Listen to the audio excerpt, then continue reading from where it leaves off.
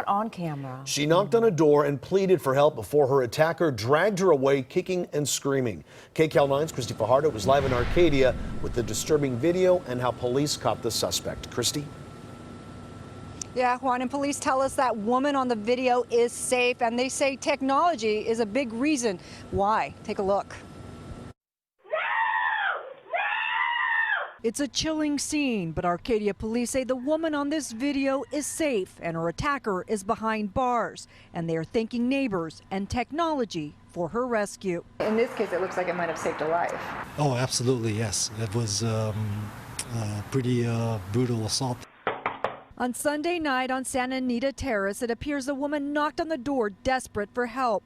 But it's this image of her attacker that led to her rescue a day later, even though neighbors immediately called 911. We looked out the side window over here and witnessed him stomping on her and pulling her by her hair. It was awful.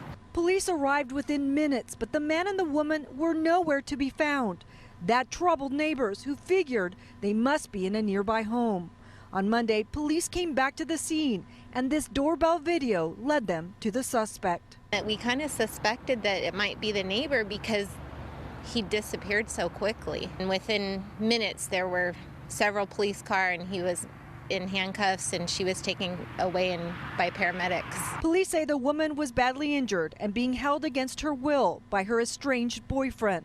They have now booked 27-year-old Robert Michael Mendez for attempted murder and kidnapping, and say the same video that helped them find him could also help convict him.